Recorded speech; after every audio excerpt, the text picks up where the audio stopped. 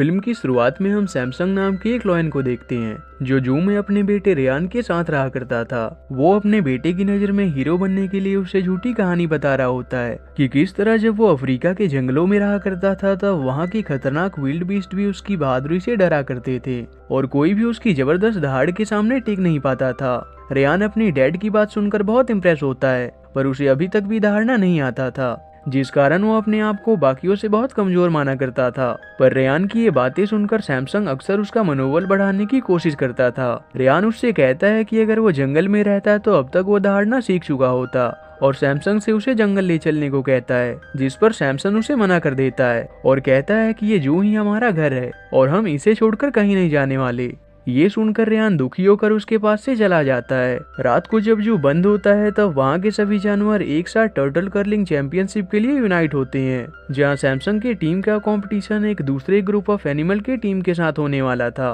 उसके टीम में Beni, Bridget, Nigel और लैरी नाम के उसके दोस्त शामिल थे। सैमसंग अपने बेटे को भी उस मैच को देखने चलने को कहता है पर रेयान अभी भी उदास होता है, इसलिए वो सैमसंग को इसके लिए मना कर देता है। पर उसके वहाँ से जाते ही रेयान के दो दोस्त ईव और ड्यूक वहाँ आ जाते हैं जो उससे कहते हैं कि आज सभी मैच देखने में बिजी हैं, तो अगर हम चाहें तो गिज़ेल्स को फंसाने चल सकते हैं। ये सुनकर रेयान उनकी बात से सहमत होता है और वो उनके साथ छुपकर गिज़ेल्स के ग्रुप के पास जाता है, पर वो गिज़ेल्स उन्हें देखते ही डर कर वहाँ से भागने लगते हैं और उसी दौरान वो उस मैच में आ पहुँचते हैं, जिससे पूरा मैच खराब हो जाता है। पर वहाँ सैमसंग को रेयान के बाहर जाने के बारे में पता चल जाता है और वो रेयान को गुस्से में इसके लिए डांट लगा देता है। इससे रेयान उसकी बात से नाराज होकर वहाँ से चला जाता है। सैमसंग रेयान को डांटने के बाद बहुत बुरा फील करने लगता है, पर रेयान अकेले ही वहाँ से नाराज होकर जा रहा होता है और उसी दौरान उसकी नजर ग्रीन कलर के एक कंटेनर पर पड़ती है और रेयान ने ये सुना हुआ था कि ये कंटेनर जंगल की ओर जाती है, इसलिए वो बिना इस पर विचार किए किसी तरह से उस जू से बाहर चला जाता है और उस कंटेनर में आकर बैठ जाता है। तभी वो देखता है वो वहाँ बंद हो चुका है और कंटेनर के साथ ट्रक से वहाँ से जाने लगता है। ये देखकर रेयान डर के अपने डैड को आवाज लगाने लगता है। उसकी आवाज सुनकर सैमसंग जो उसे ढूंढ रहा होता है उसे इस बारे में पता चल जाता है और वो उसे बचाने की कोशिश करता है, पर फेंसिंग के कारण वो ऐसा नहीं कर पाता और रेयान उसे बचाने की रिक्वेस्ट करते हुए वहाँ से चला जाता है। तभी वहाँ सैमसंग के दोस्त भी आ जाते हैं और सैमसंग को एक पिजन से पता चलता है कि उन हरे कंटेनर्स को शिप पोर्ट पर ले जाया गया है और उसके बाद उन्हें शिप से जंगल ले जाया जाता है और एक बार जंगल ले जाने के बाद वो कभी भी वापस नहीं आते। ये सुनकर सैमसंग किसी भी हाल में रेयान को वापस लाने का तय करता है, पर उसके दोस्त भी उसके साथ जाने की जिद करने लगते हैं, लेकिन सैमसंग बेनी के अलावा बाकी सभी को अपने साथ चलने से मना कर देता है और फिर वो दोनों गार्बेज ट्रक में छुपकर जू से बाहर निकल आते हैं। पर रास्ते में सैमसंग देखता है कि उसके सभी दोस्त भी उसी गार्बेज ट्रक में छुपकर उनके साथ आ चुके हैं और ब्रिजेट के कारण बेनी ट्रक से नीचे गिर जाता है। ये देखकर सैमसंग बहुत परेशान हो जाता है क्योंकि पूरे रास्ते उसके दोस्त अपनी फालतू बातों से उसे बोर कर देते हैं और सैमसंग को ना चाहते हुए भी उनके साथ आगे बढ़ना पड़ता है। आखिर में वो उस ट्रक की मदद से न्यूयॉर्क शहर में पहुंच जाते हैं, पर तभी कुछ खुखार डॉग्स उन्हें देखकर उनके पीछे पड़ जाते हैं और सैमसंग उनका सामना करने के बजाय अपने दोस्तों के साथ उनसे बचकर सीवर में आ जाता है। ब्रिजेट उससे पूछती है कि वो उन डॉग से क्यों डर गया, जिसे सुनकर सैमसंग उसकी बात को नजरअंदाज कर देता है। तभी उस सीवर में उन्हें दो एलिगेटर मिल जाते हैं। वो सभी उन्हें देखते ही बहुत डर जाते हैं, पर वो एलिगेटर्स बहुत ही फ्रेंडली थे, इसलिए वो उन्हें नुकसान नहीं पहुंचाते। सैमसंग उससे समुद्र की ओर जाने का रास्ता पूछता है ताकि वो शिप पोर्ट पर उस कंटेनर तक पहुंच सके और फाइनली वो उनके बताए अनुसार पोर्ट पर पहुंच जाते हैं, पर उनसे पहले ही रेयान को उस कंटेनर के साथ एक बड़े से शिप में लोड कर दिया जाता है जो कि अफ्रीका के जंगलों की ओर निकलने वाले थे। ये देखकर सैमसंग एक बोट को अपने कब्जे में कर लेता है और बोट चलाने न आते हुए भी वो किसी तरह से उस शिप का पीछा करने लगते हैं, पर उसी दौरान वो उस बोट का डायरेक्शन चेंज होने से वो उस शिप से दूर हो जाते हैं। उतने में बेनी वहाँ एक गूंज के सहारे आ पहुँचता है और उसे उस शिप के बारे में पता चल जाता है। सैमसंग उसे वापस देखकर बहुत खुश होता है और फिर वो बेनी के बताए अनुसार अपने बोट का डायरेक्शन चेंज करके उस शिप के पीछे जाने लगते हैं और समुद्र के रास्ते से होते हुए आखिर में वो सभी जंगल में पहुंच जाते हैं। पर वहाँ वो देखते हैं उस जंगल के करीब एक वोल्केनो मौजूद था जो कभी भी फटने की कगार पर होता है, इसलिए वहाँ के सभी जानवरों के बचाव के लिए उन्हें कैरियर में लोड करके वहाँ से ले जाया जा रहा होता है। तभी रेयान अपने उस कंटेनर से निकलकर जंगल की ओर भागने लगता है, पर सैमसंग उसे वहाँ से जाता हुआ देख लेता है और जंगल में पहुंचकर उसका पीछा करने लगता है, पर वो जंगल बहुत ही बड़ा होता है जिस कारण वो रेयान को ढूंढ नहीं पाता वहीं उसे सैमी नाम का एक शूटर मिलता है और वो उससे रियान के बारे में पूछता है, पर उसे इस बारे में कुछ पता नहीं था। अब तक सैमसन को भी भूख लगने लगी थी, जिस पर उसके दोस्त उसे उस शूटर को ही अपना खाना बनाने को कहते हैं। और जब सैमसन उनकी बात मानकर उसे खाने की कोशिश करता है तो वो ये नहीं कर पाता और सैमी को वहाँ से जाने को कहता है। ये देखकर सैमी उसका मजाक बना के वहाँ से चला जाता है।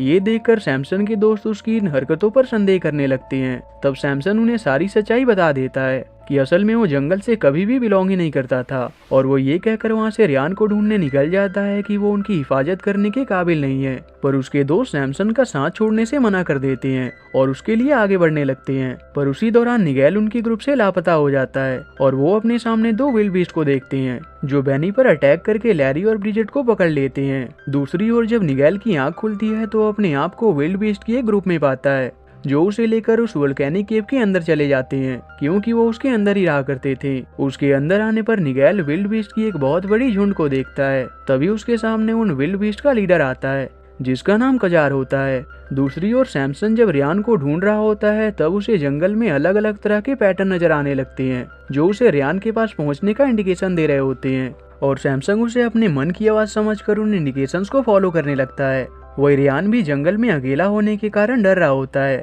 तभी दो वल्चर उसे देख लेते हैं जो कजार के लिए काम करते थे, इसलिए वो उसे जंगल में आए उस नए लोयन के बच्चे के बारे में बताने वोल्केनो की तरफ चले जाते हैं, जहां हम देखते हैं कि वो विल्ड बीस्ट निगेल को बिल्कुल भी नुकसान नहीं पहुंचाते, क्योंकि एक बार जब कुछ शेर कजार का शिकार करने वाले थे तभी गलती से प्लेन से कोआला का एक टॉय फिगर उनके बीच आ गिरता है, जिसके सिस्टम की आवाज सुनकर वो लोयन डर के वहाँ से भाग जाते हैं। पर उस दिन के बाद से कजार और उसके फॉलोअर्स उस कोआला को अपना गुरु मानने लगे थे और उन्हें लगता था कि वो कोआला उनकी मदद के लिए वहां आया था, इसलिए वो निगेल को देखकर वही कोआला समझ लेते हैं और उसकी रिस्पेक्ट करने लगते हैं। निगेल भी ये देखकर काफी शॉक्ड होता है। उतने में वो दोनों वल्चर वहां आ जाते हैं जो उसे रियान के बारे में बता देते हैं। ये सुनकर कजार अपने विल्ड बीस्ट मेंबर्स और उन वल्चर्स को उस लायन को पकड़ कर लाने को कहता है, जिसके बाद वो वल्चर सीधे रियान के पास उसे पकड़ने जाते हैं। उन्हें देखकर रियान अपनी बचाव के लिए जोर से चिल्लाने लगता है और तब वो देखता है अब वो सही से दहाड़ना सीख चुका था। उसकी आवाज सुनते ही सैमसंग उसकी रक्षा के लिए वहां आ जाता है